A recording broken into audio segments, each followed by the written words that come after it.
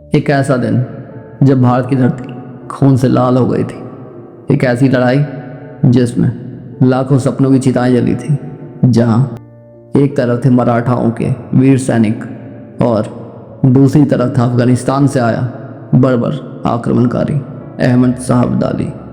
1761 की वो सुबह एक युद्ध नहीं थी, वो भारत के भविष्य की दिशा बदलने वाला पल था। 18वीं सदी का भारत, मुगल साम्राज्य ढह चुका था, दिल्ली की गद्दी नाम मात्र की रह गई थी।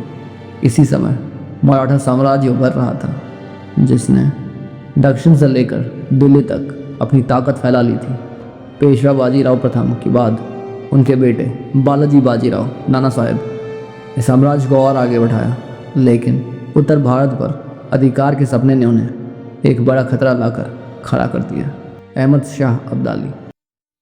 शाह अब्दाली अफगानिस्तान का शासक, जो पहले भी कई बार भारत पर हमला कर चुका था।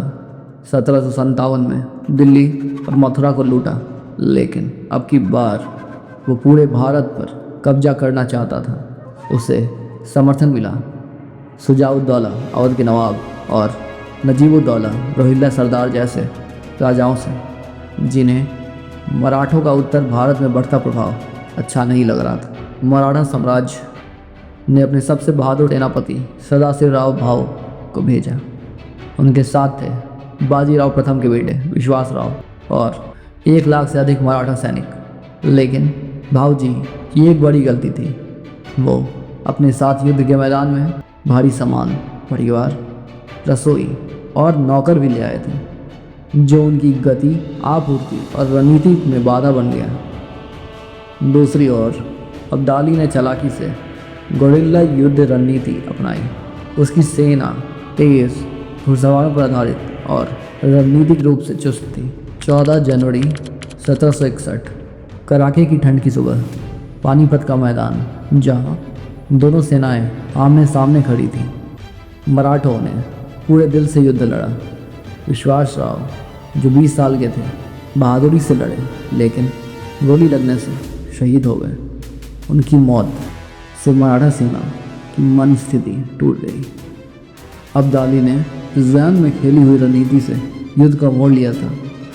उसने मराठा के पीछे हटते सैनिकों पर तेज हमला किया। मराठा सेना तितर बितर हो गई और फिर हुआ इतिहास का सबसे खौफनाक नरसंहार। 20,000 से अधिक सैनिक एक दिन में मारे गए, लाखों घायल हुए। अब्दाली ने न सिर्फ युद्ध जीता, बल्कि हजारों महिलाओं और बच्चों को भी बंदी बनवा लिया। इस युद्ध ने भारत की राजनीति की दिशा बदल दी थी। मराठा साम्राज्य का विस्तार रुक गया और इसी हार के बाद भारत में अंग्रेजों के लिए रास्ता साफ हो गया। पेशवा नाना साहेब बेटे की मौत से टूट गए और जल्द ही चल बसे। सदाशिवराव भाऊ का अंत आज भी एक रहस्य है। कुछ कहते हैं कि वो युद्ध में ही मारे गए, तो कुछ कहते हैं कि वे गुमनामी में चले गए। पानीपत की तीसरी लड़ाई केवल एक युद्ध नहीं थी, वो भारत की एक खोई हुई संभावना थी।